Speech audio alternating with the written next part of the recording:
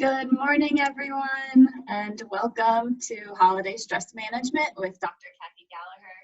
I'm Katie Delaney. I work for Catholic Volunteer Network, and I'm so happy to be able to briefly introduce Dr. Kathy and lead us in a short prayer so that we can spend some time preparing for this unprecedented holiday season together. I'm going to invite us to share a prayer from CVN's Advent Reflection Guide. Yesterday, we celebrated the third Sunday of Advent, and this is a reflection that was written by Monica Tom-Konchnik, a former Jesuit Volunteer Corps, a Catholic Volunteer Network board chair, and a partner who works for Catholic Apostolate Center. So if you'll take a moment to join me in a moment of prayer, we remember God's presence. A reading from the Gospel of John. A man named John was sent from God. He came for testimony, to testify to the light, so that all might believe through him. Monica shares, this has been a year of waiting for the pandemic to end, waiting for results of a COVID test, waiting to figure out if and when we can go back to work, waiting to see our friends and family, waiting for our sourdough starter to be ready to bake, waiting to celebrate important life events, waiting to have a graduation or to get married, waiting to memorialize a loved one who has died, waiting for a vaccine, waiting for everything to go back to how things were before the pandemic hit. And here we are, this Advent season, waiting and preparing for the coming of Christ at Christmas, waiting as John the Baptist did in the Gospel. He knew what was coming. He knew that Christ was going to follow him. Our waiting for Christ is a hopeful waiting, a joyful waiting. While we do not know when the pandemic will end, we know that Christ will come to us at Christmas, and we know that Christ will come for us at the end of time. We should relish in that joyful waiting while we continue to wait for some semblance of normalcy to return to our daily lives by finding moments of light, of peace, and of personal growth. We'll take a moment to call in, reflect on those who you'd like to hold in prayer in a special way today.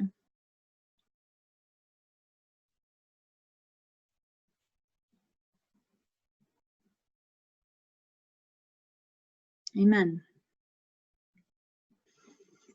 So thanks again to everyone for joining us this morning. It is my pleasure to introduce Dr. Kathy Gallaher. You can read more about her extensive experience in the bio we shared on the event, but just to say she brings over 25 years of wisdom and perspective on supporting folks in their healing and mental health journeys. And she's a longtime friend of CVN. We were blessed to have her lead a self-care in uncertain times webinar earlier on the year. So she's familiar with us and I think has a good sense of where our network is and the unique ways, as well as the shared ways that we're all maybe carrying some stress this holiday season. So without further ado, I will turn it over to you, Dr. Kathy. Thank you so much. Oh, and it's such a pleasure to be here. And thank you so much for you organizing this. This has been such a nice opportunity because for me, like you, I think one of the things in the pandemic is the feeling of not being able to help when you want to help is really powerful. And I'm sure your volunteers are experiencing this. And so this invitation to be with you and perhaps offer some practical tools that might help is really welcome. And I hope that they are helpful to you. So I just want to give you a sense of my intention for our time together.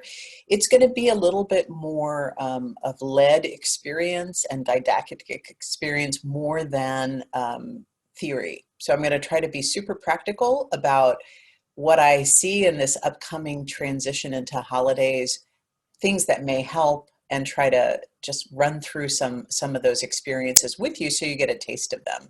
So hopefully that will be what we do. I'm going to share my screen, I think, and here we are. So the place I want to begin is by acknowledging just that this is a difficult time. And one of the things that a lot of people are challenged by is the differences in their sense of risk assessment. So there's a really important difference among people's willingness to feel vulnerable to this virus. Do I think I'm at risk of getting it? Don't I think I'm at risk of getting it? Different stakes and losses. If you're a 20-something who lives on her own, you might have a really different sense than if you're a primary caretaker for elderly parents. You know, for me, that's a piece of it. Like, risks I take absolutely impact people over 80. And so therefore my own sense of what's risky and safe differs. And I also want to talk for a moment about the difference between fear and risk. Those two things are not always the same. So just because I'm frightened about something doesn't make it risky. And just because I'm not frightened about something doesn't make it safe. And this is getting played out, I see over and over and over again. So, for example, in the middle of the summer, I noticed that there were some of my clients talking about a desire to see their elderly parents and saying, but it's impossible, they're too fragile.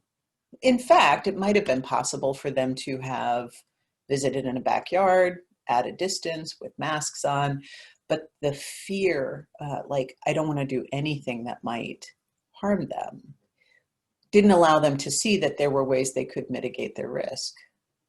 And then on the other hand, a number of people mistake their good luck for safety. And so there are members of my very own family that are traveling with abandon, going here and there and everywhere, joining large gatherings for Thanksgiving in other states, believing that because they're comfortable with it, it means they're not at risk.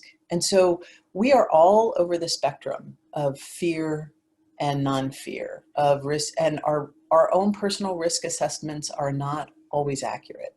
So I wanted to start with that because I think that as people navigate what's going to happen over the holidays, people are coming from all different places. And in general, I observe that people who have been living and working at home, who have had the opportunity to isolate and can still do their work remotely, tend to have a more sensitive risk assessment than people who have had to or are required to, because they're essential workers, be out there every day in people's faces navigating that risk.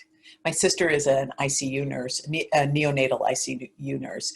And what I notice is that when we were getting together in the summer outdoors, she was so much less sensitive to distance with me than I was with her. And she said to me at one point, Kath, at work with masks on, I'm this close to people's faces. I have to be to do my job. So it just doesn't register for me the way it does for you. So I think that if we highlight for our volunteers who may be navigating trips home, how to be just attuned to this, or you working with your volunteers, realizing that it's better to focus on behaviors and what we know about what behaviors are safer and less safe than it is on the feeling of safety or risk, right? So, and also to recognize we're going to have different feelings depending on whether we have had to be inside or outside of an isolation bubble. So I want to normalize that that's creating a lot of challenges for people at this time. It's just challenging because people see it differently. George Carlin had a wonderful bit years and years ago that when you're driving, there are two kinds of drivers. There are idiots and maniacs. The idiots are the ones going super slow in front of you, like, oh, this idiot. And then the ones that pass you, you're like, whoa, that guy's a maniac. And what he was highlighting is our tendency to judge people who see it differently than we do. Somebody who's more conservative than me, oh my gosh, you're so anxious. Somebody who's less conservative or risk averse than me, oh, you're so reckless. And if we can just smile when we see ourselves making that judgment and then shift to where can we meet here? Because that's the important thing for your volunteers, for you as program director. Giving space for people to express their own sense of safety and risk, but also talking practically about what behaviors can we agree to?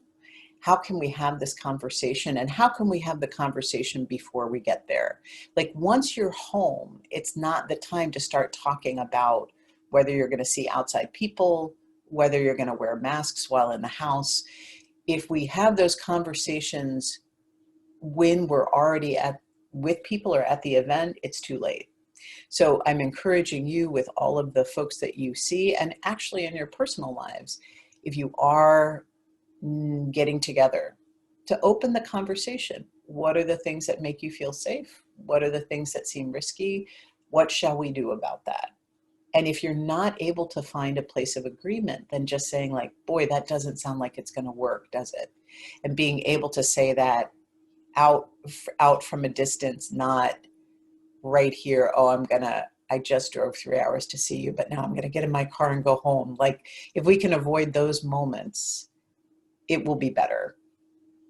So that's my advice in terms of navigating risk and fear, having clear conversations ahead of time that allow people to make common decisions. And leaving space for the differences, seeking to understand what people feel and why without argument, without trying to persuade somebody differently, even if they're being argumentative. If they say like, well, masks are just ridiculous, they don't do anything, you can simply say, rather than like, what's wrong with you? You can say like, wow, we see that so differently. Now, I'm guessing you and your people are particularly good at these skills, but being able to express curiosity, being able to focus on what behaviors we can agree to, those are key things in navigating this time. The other thing I'll say is that most of this is hinging on whether or not we're willing to feel some grief. Like I think what's at stake here for many of us facing an unprecedented level of restriction, even if I might have had to have missed some Christmases in the past, it doesn't feel the same this year. It feels really different because it's the idea of like nobody's able to do what we normally do. It's not just me being separated. So underneath it all is a lot of grief. And some people are trying to cling to normalcy in order to avoid grieving. So I think that that's a really important piece, is recognizing that underneath it all, there's grief here. And if we can be better at creating supportive spaces for the volunteers to speak about their grief, if you're teaching them how to be able to start with the acknowledgement of, I feel really sad about this. It's breaking my heart too. I'm not indifferent to the fact that I can't come see you, but I don't see how that's possible. The better we are at leaving space for grief conversations, the less likely we are to argue. Because so often, you may have already noticed it, when people are getting grouchy and snippy, it's largely, I think, because we're sad. And if we can't acknowledge that we're sad, we get irritated. So if you're noticing volunteers being more irritable or having this kind of edgy thing in their voice, inquire about sadness, because oftentimes that's what's there. So those are my overarching things. Now I want to move into the realm of just some pragmatic advice. So here are here are 12 tools, they might not be 12, that you can just pull out of the bag when you need them. And this is whether you're going home, whether you're not going home, whether you're sitting by yourself in a house and not with other people, or you're in very close quarters with people that you're like, oh, God save me. No matter what the situation is, hopefully these are practical tools that are going to come in handy. So the very first one I want to talk about is some breathing stuff. Sorry, let me come back to share the screen. This is going to take a second, sorry.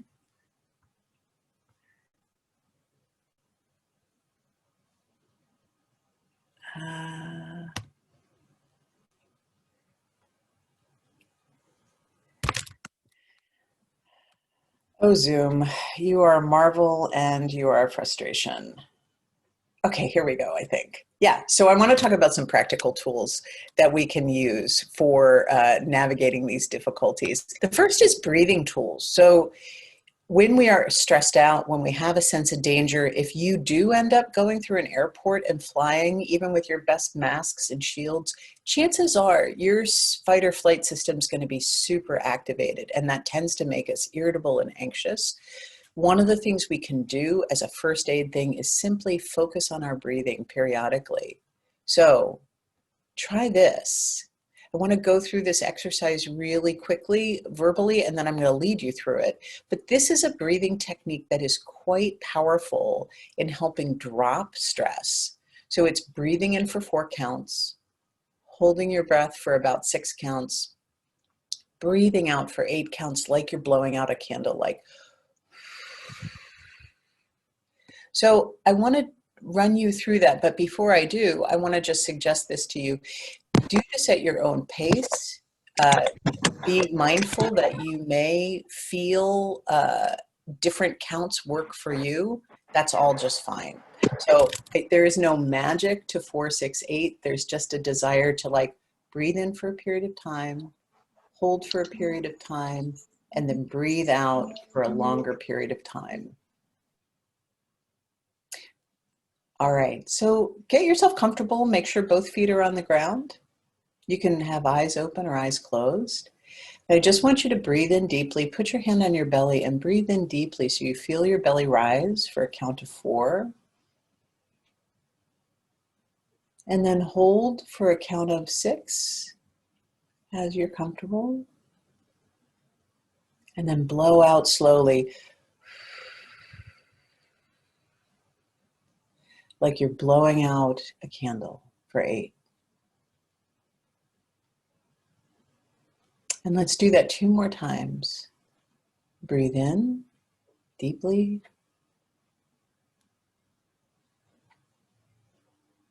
Hold. Blow out.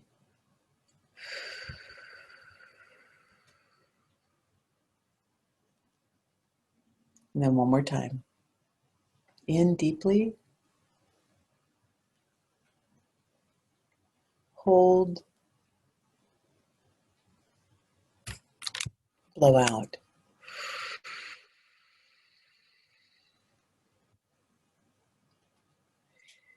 And then just take a moment, and I'd like you to check your body and see, what do you notice? What I notice when I do this kind of breathing is I find that there's a kind of melting away of tension, that there's some kind of release that happens. And I notice that my shoulders relax. I notice that there's less tension in my body. And so if that happened for you, that illuminates like what we're going for with this breathing technique. If it didn't happen for you, I would invite you, don't give up on this yet, but do maybe try a different cadence of breathing or a different depth of breathing, especially if it felt like, oh my God, I can't breathe. I can't hold my breath this long. Just shorten the count. But what this does is it really signals to our fight or flight system like, okay, there aren't any more tigers. You can rest. Don't do more than 2 or 3 repetitions in a row though, because if you do, you'll find yourself hyperventilating a little bit. We don't want that. You can just go back to your regular breathing after that. But that's a kind of breathing technique that can be extremely helpful. The other thing I want to say is that checking in on your breathing, seeing how am I breathing, noticing, just taking a pause out of the automated running that tends to happen when we're stressed out, and then checking back into my body can be very powerful. So I want to talk about 2 ways you can do this. I'm going to be sending out a resource list afterwards, but full body scans are very powerful for this. They're about 20 minutes long typically, although there are several shorter versions out there on YouTube that walk you through top of your head, paying attention to the tension in your head, your face, softening your eyes, your jaw, your neck, your shoulders, chest, stomach. It just walks you all the way down your body while you breathe deeply. And by the end of 20 minutes, very often we've become fully aware of like, wow, my body is holding this kind of tension, or, oh, I'm now much more relaxed. We are not bad people if we are carrying tension. However, it is exhausting. And so it takes certain resources out of us to hold tension in our body. And if we can relax, that's really helpful. So thinking about a practice of full body scan, it can be really useful as a maintenance tool throughout the holidays. Whether you're around people in a stressful situation or whether you're dealing with isolation and being more alone than usual, being in touch with how am I in my body is really a good start. I want to teach you a meditation that if you were at my earlier COVID coping thing you heard, I hope you don't mind hearing it a second time. It's a 5-minute practice of coming home. So this is the 5-minute, you can do this at your desk. You can do this 3 or 4 times a day, just as a way of pausing, bringing your body and your mind back together. So this is the coming home meditation. So again, make yourself comfortable. Get your feet on the floor if you can, and notice if you can, make sure your stomach area feels unobstructed. So I need to sit up a little bit more in order to accomplish that, because soft and squishy couches tend to collapse us in on our abdomen. So this is something you can do anytime you feel like you need to just break a moment of stress and come back to yourself. So eyes open or closed. The first breaths we're going to take are just about intention. So breathing in, I want to stop and come home to myself. Breathing out, I'm stopping. Breathing in, I want to stop. Breathing out, I'm stopping.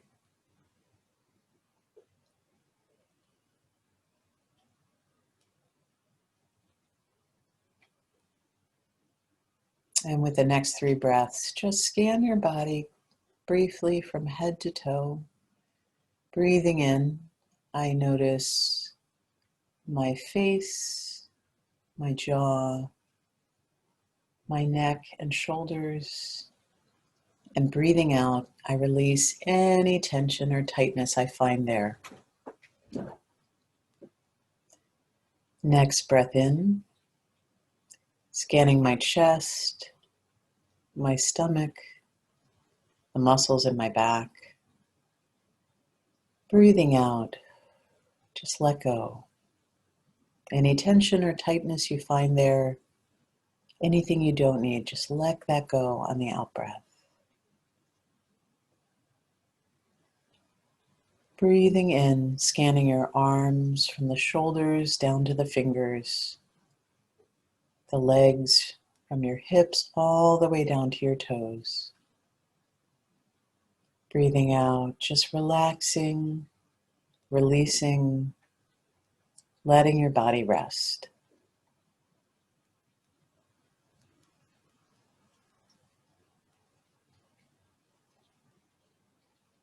And with your next 3 breaths, shift your attention to your mind. See, can you notice what's happening in your mind right now? Is it thinking and planning? Is it restless or judging? Is it still and quiet? Just observe that with your in-breath. And with your out-breath, just invite your mind to drop any worries or concerns. Let it release any to-dos. Just let it come home and rest for these 3 breaths.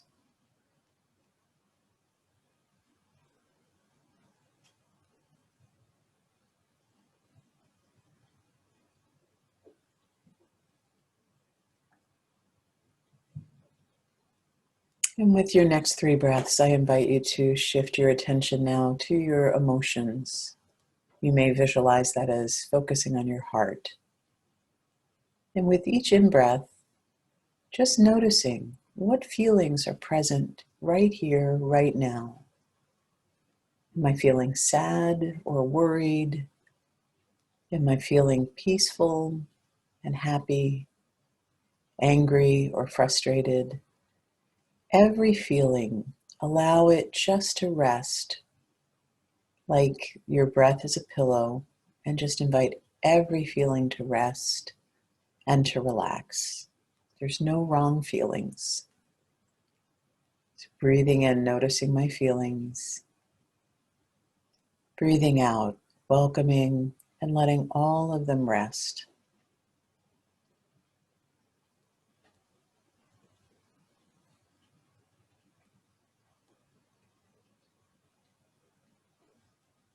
And with the final 3 breaths, imagine yourself sort of opening your heart and your mind and your body to a feeling of peace. So breathing in, I invite my heart to open. Breathing out, I'm resting in a sense of peace. In, opening up, out, a sense of peace. And 1 or 2 more breaths just like that.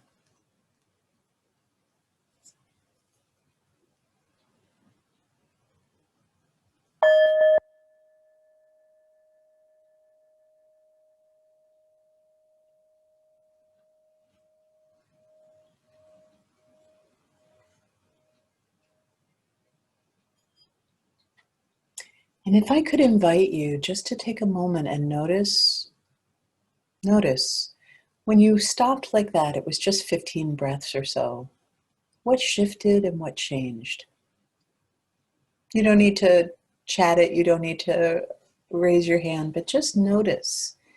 Did anything happen? Any stress soften, any sense of spaciousness or relaxation? If you didn't have that experience, it's not that you did it wrong, it's just good information. And perhaps if that's true, try it again and maybe try 6 or 7 breaths for stopping, 6 or 7 breaths for the body scan, and see if you slow it down even more. Does something shift? This is a very helpful technique because it doesn't require finding 20 minutes in your day in silence to sit down. And so I find that for a lot of people, the 3-minute practice that you can do at your desk is superior to the 20-minute practice in a beautiful meditation room with everything perfect, because the perfect often eludes us, especially in the holidays. So good enough, it's a good enough meditation is sort of my motto. I want to move now from the awareness of breathing and just stopping into a way to take care of our feelings during this holiday time, because for many of us, this is going to be the most important practice.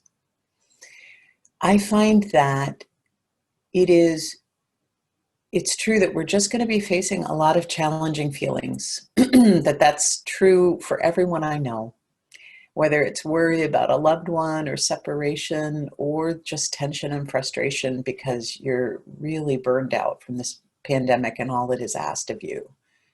And then for those of you who are working in programs, exponentially holding all of these feelings within those volunteers who work for you. So you're often the sponge absorbing sort of the systemic tension.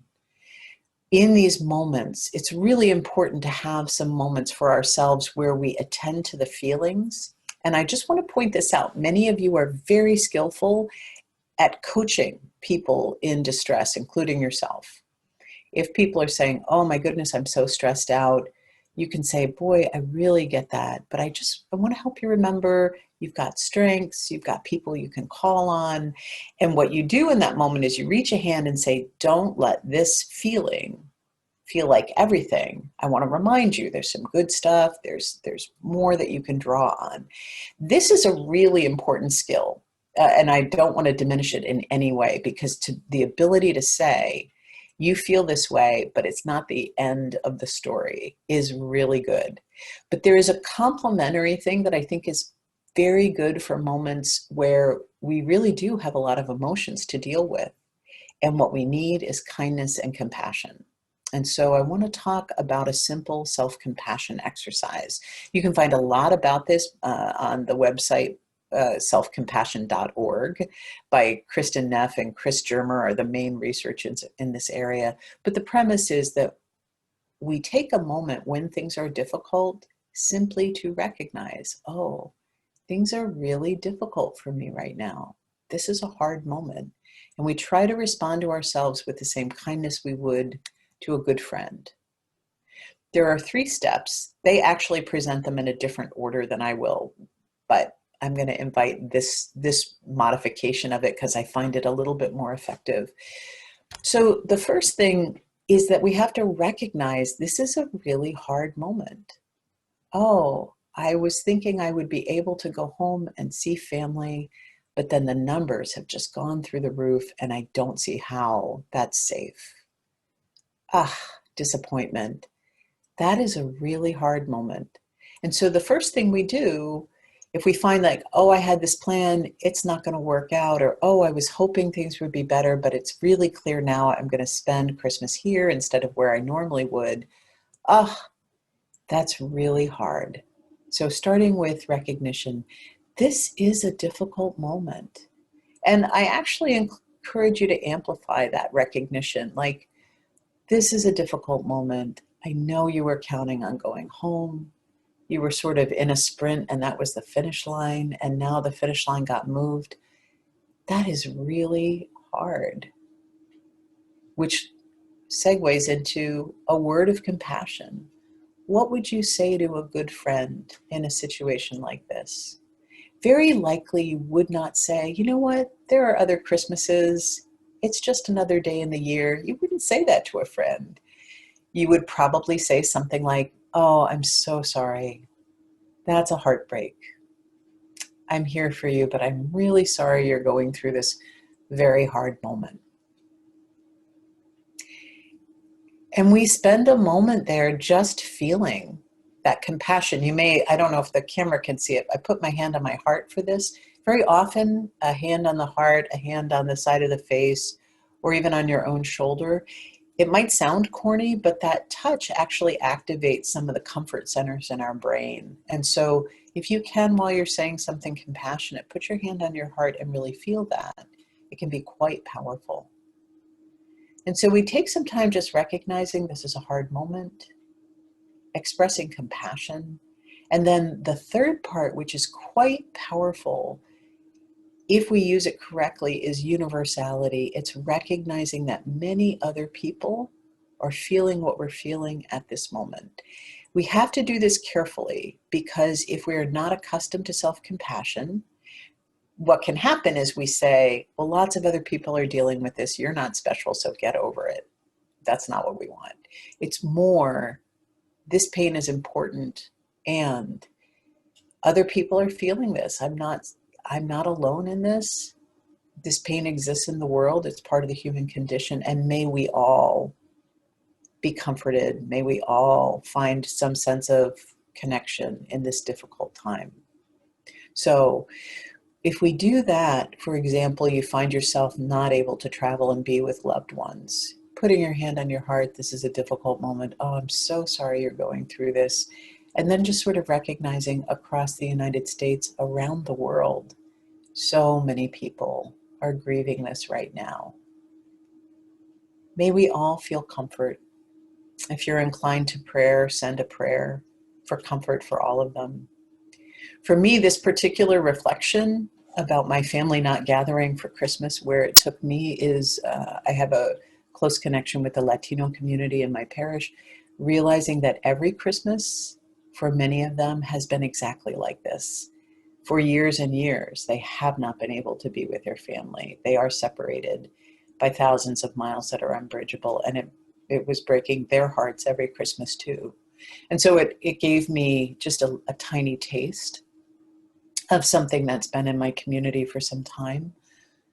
Whatever the work of this is, always to deepen our sense of compassion and connection. It's never to diminish or make less important what we're feeling, right? So that's this tool in a nutshell. I was going to have us do it together, but I suddenly realized I've been talking so long that we probably don't have the 5 or 10 minutes it would take for this. But I do encourage you, when this workshop is over, you'll get these slides that have actually the steps to it. But I would encourage you to walk through that self-compassion. This is a moment of difficulty. a word of compassion for yourself, recognition that others feel this, and then sending that compassion out. And if you are in charge of developing prayer services, or you've got volunteer communities that are together in the holidays, this can be a really powerfully adapted into a prayer service, just walking people through that as a meditation. So another practice, and this one I would like to do right now, is that during times of difficulty, it is easy to notice what's wrong. It's very easy to notice that I'm frustrated, I can't do the things I normally do, et cetera, et cetera, et cetera. This is an opportunity to pause and say, yep, all of that is true, but also, what's still right now? So I'd actually ask you to do this. Take the next 30 seconds, if you have a piece of paper, or you can just do this mentally. For 30 seconds, and 30 seconds only, think about what's hard for you, what's difficult for you right now in the pandemic. So give that some airtime, 30 seconds.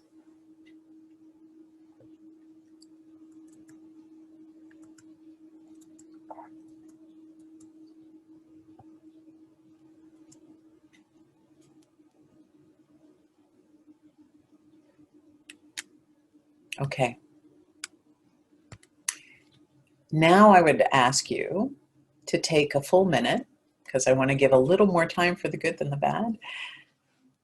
Take a moment and write down all of the things that are still good, all of the things that are still right now. Those things are difficult and wrong, but like, take a moment scanning your body, thinking about your immediate family, your friend circle, like what's still right now.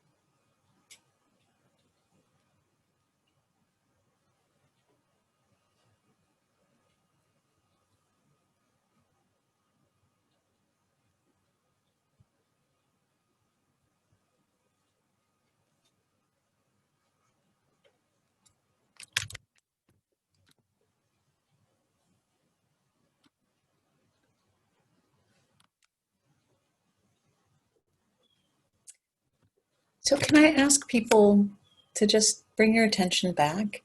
And if you wish to, only if you wish to, but in the chat to everybody, if people want to give one or two examples of what came up for them when they thought about what's right now.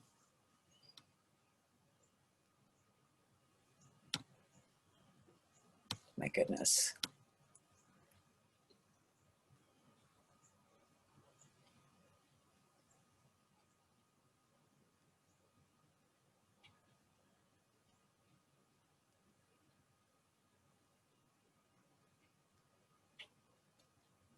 I still have my job. I can work from home. I love my coworkers. Anyone else? Hot cup of coffee and a Christmas tree. Wonderful. No work on the weekends. I have my health. My new little niece is beautiful and healthy. Beautiful. These are great examples of noticing the good. All the big things, my health, my relationships, some of the smaller things, my puppy, family chats, prayer in front of the Blessed Sacraments, physical safety in the community.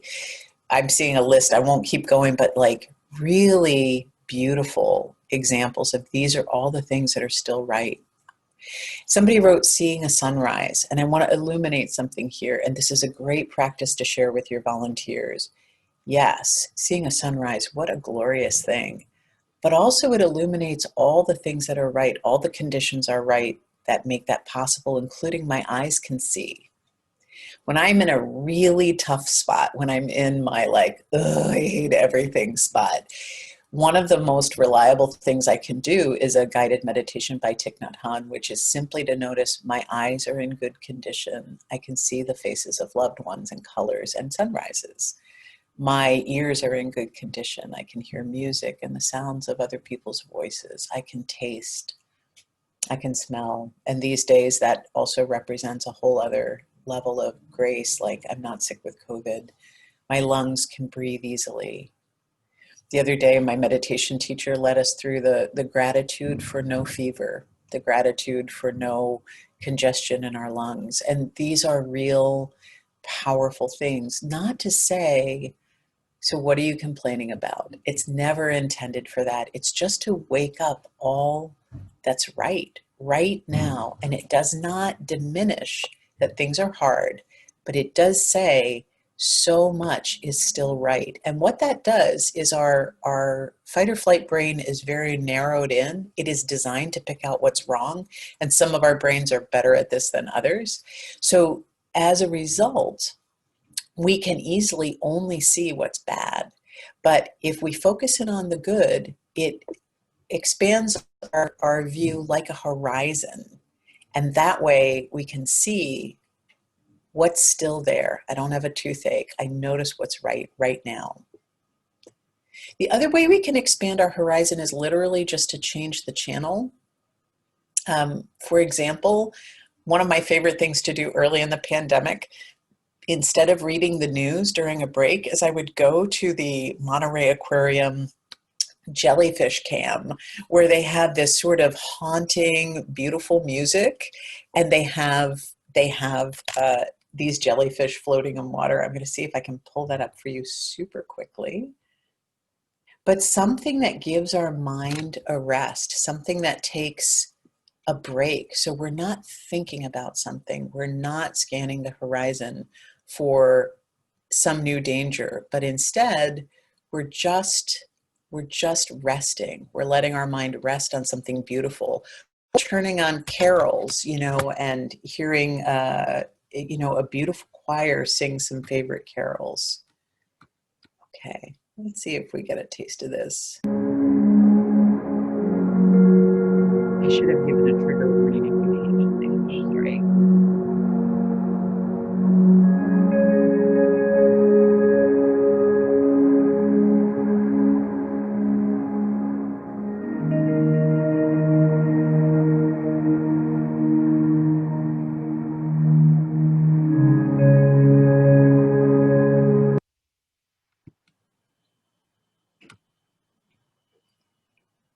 So when I have a few minutes, it's so much more beneficial for me to let my mind and my heart rest on something like that than it is to watch a short YouTube clip or something like that. So really, as people are going home or as they're staying put, having times where you invite them to change the channel to something beautiful, to something spacious, to something that lets their mind rest, that can give a powerful break from stress for all of us. All right. The other thing that we can do with our breathing, with our attention, is to intentionally invoke calming and supportive imagery for ourselves. So whereas the jellyfish cam is just a resting of our mind, sometimes it's quite helpful to find imagery online or to just self-generate it that gives us what we need for that moment. For a lot of us, dealing with really difficult situations can make us feel quite chaotic. And so I would offer these couple of guided meditations, guided imagery. So if I am feeling like everyone around me is freaking out and I have to be the strong one, sometimes what I'll do is breathing in, I see myself as a mountain and just visualizing the Rocky Mountains, those mountains that have stood there through storms, through blizzards, through rain and snow, like those mountains are solid. And then as I breathe out, I feel like I'm also a mountain. Breathing in, I see the solidity, the stability of a mountain. And breathing out, I find that mountain in myself. Another one that can be very powerful is a tree. So if any of you have seen the giant redwoods, tall pine tree, like breathing in, I see myself as a tree. Breathing out, I sink my roots deeply into the earth. So that sometimes, because the mountain is more static, I find the tree a little easier. Like I can literally imagine, like breathing in, I'm sinking my roots deep into the earth, and breathing out, I open my branches like the tree does to the sunshine. And so you feel both the rootedness and the openness. This can be a really helpful imagery to bring into ourselves something we don't feel like we've got in that moment. Some of us may have family where it feels more like a stormy sea. And in that case, seaweed is a great image. So breathing in, I can see the seaweed going, rolling with the waves. As the waves roll over, that seaweed has deep roots and they can just kind of roll with it. Sometimes that's really helpful for a situation that requires more flexibility. Also the cool, clear lake. So either you can visualize a very still surface of the water, cool and clear and still, reflecting the sky to bring sort of a settled, peaceful mind.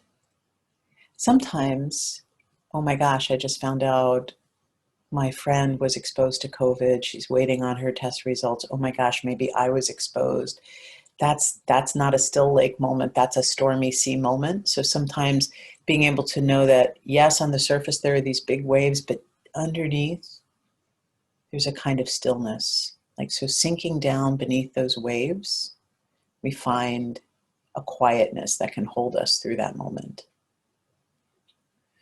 Sometimes we get exhausted because we feel like we're taking care of the needs of everyone around us. So you feel like, whether it's family, whether it's your volunteers, whether it's everybody, feels like they're looking to you for something, and there's nobody that's got your back. There's nobody whose job it is to take care of you. I find mindful eating incredibly powerful for this. So if you have an orange, if you have an apple, sitting down for a moment and first contemplating it, but then being able to think like, okay, so there was a seed that went into the earth. It was watered. The sun shone on it. Somebody tended it. The tree grew.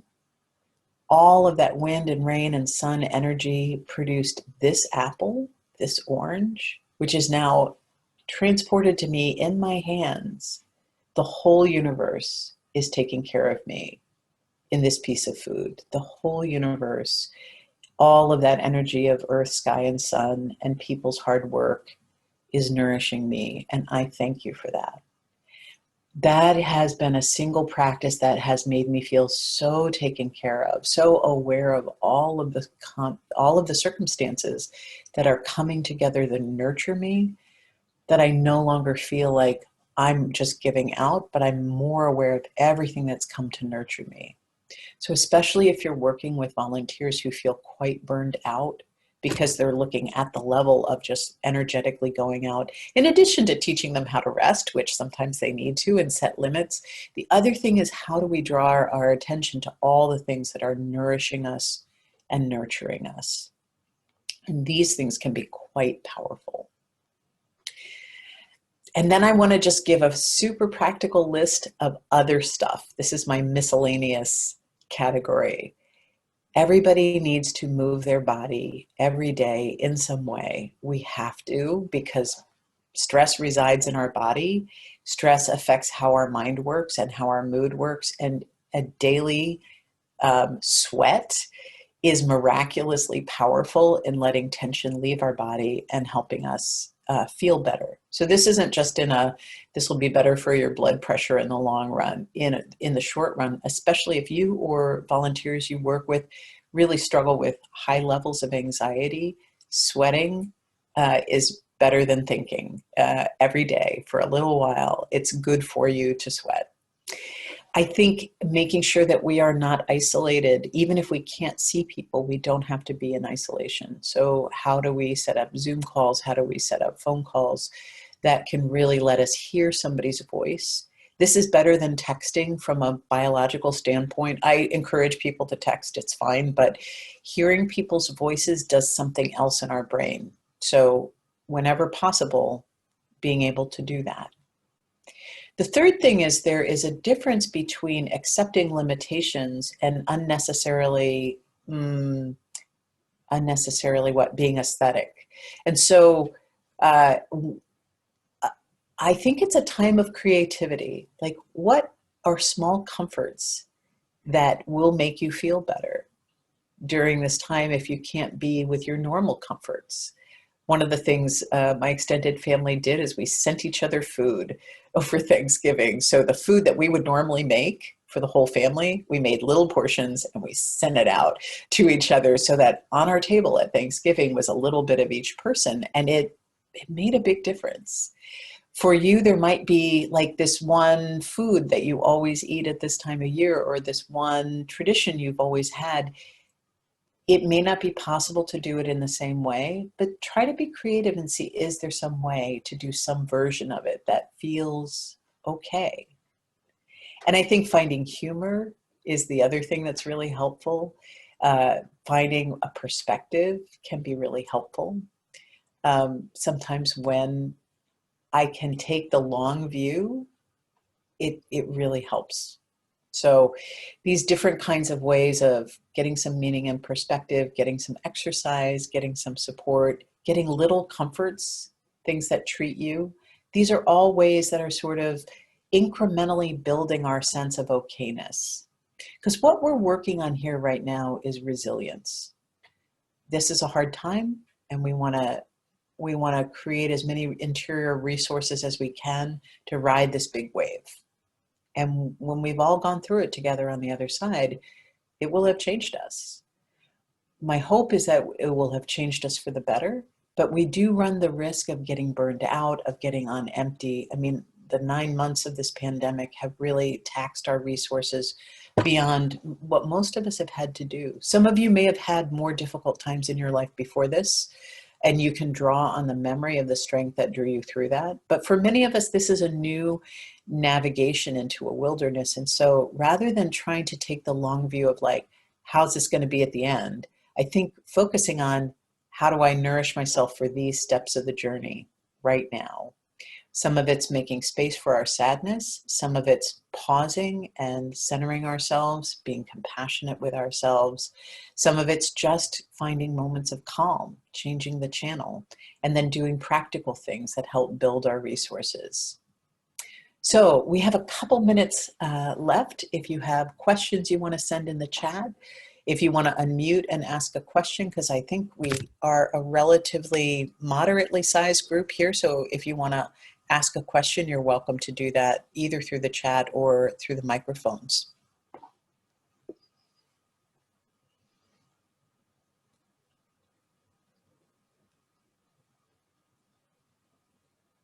I will also say that one of the things I'm going to be doing is sending a list of online resources that are available. So some apps, some guided meditations, things like that, that can be helpful, as well as the PowerPoint.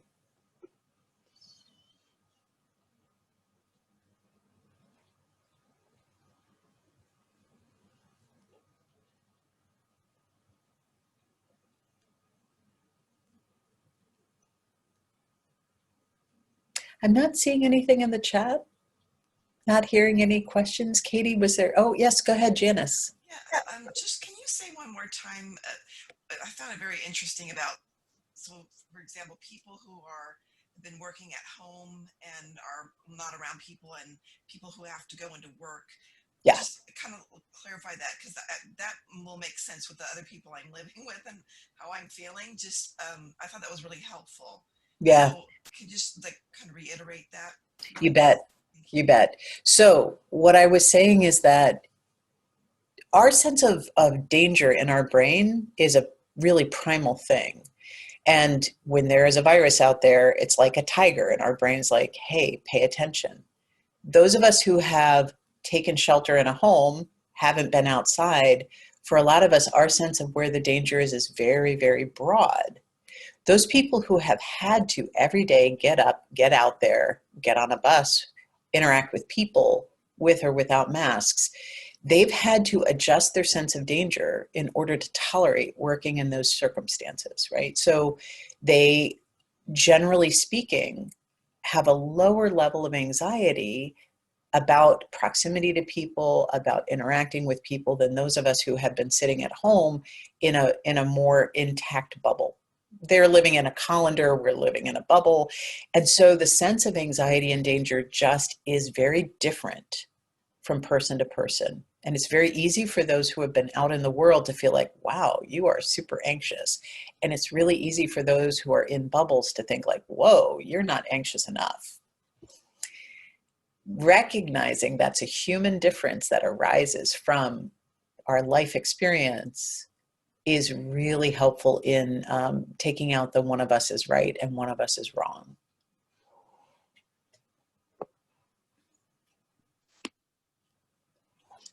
Anyone else?